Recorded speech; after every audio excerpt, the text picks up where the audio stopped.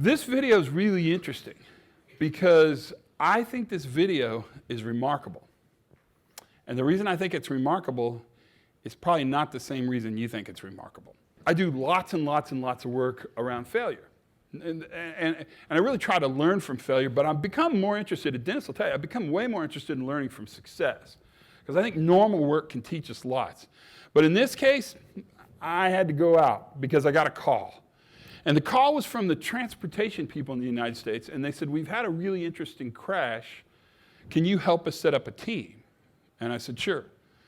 In Los Angeles, there was a bad train crash where a small light commuter rail train, you guys have them all over New Zealand, those little people carrier trains, had a head-on collision with a freight train at 42 miles an hour.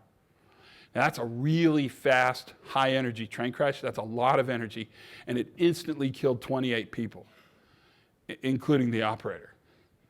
And what had happened is the operator was texting. And because he was texting, he missed a red signal, blew straight through the signal, did not even hit the brakes, probably didn't even know he was about to have the crash he had, and he smashed into a freight train. Now, here's my question. Is texting the reason that crash happened? Contributor. So contributor sounds like, that seems like how Switzerland would answer a question, kind of. Like, maybe, sort of, right? Right? So let me ask this. Is inattention of the operator to a significant safety system due to texting the reason that crash happened? Is that more comfortable for you? Yeah, the system was not error tolerant. So the system was incredibly brittle. It was incredibly not error tolerant. What's amazing to me is how you ask the question of this event is going to color what you look at. Because if you ask, why didn't the driver stop at the red light, what are you going to look at? The driver. And in fact, the response to this crash, the reason they called me is because they were going down the trail of a policy that says no cell phones in the cab of the locomotive. But I'd actually like to suggest to you that the cell phone, although provocative, is not very important. Because you could replace the cell phone with virtually anything. A heart attack, right? A giant spider in the cab of the locomotive. That in fact, as interesting as the cell phone is, it's not nearly as interesting as the fact that a better question would be, why didn't the red light stop the train? And in fact, if you gave me some time, I'll give you the business plan for Metrolink Rail. Ready for it? 100% of the time, 100% of engineers will stop at 100% of red lights with 100% accuracy. What, pray tell, is wrong with that phrase? It's not possible. If you need machine reliability, you need a machine.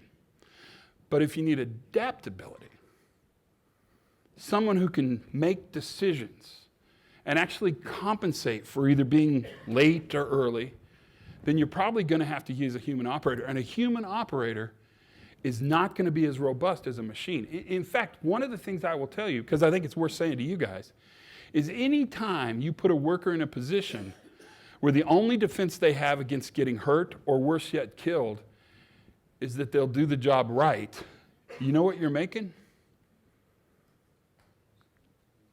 Your very own alligator wrestling show. That alligator video is amazing, and here's why it's amazing. Kenny was in a classic single-point failure. I want you to get really comfortable with the next phrase I'm going to say. Kenny was in an operator-dependent safety system. Because the question I'm going to ask you, you can use the front right quadrant of your flip chart, right, is this. How many operators do you have in high-risk work where the only defense they have against failing is that they'll do the job correctly?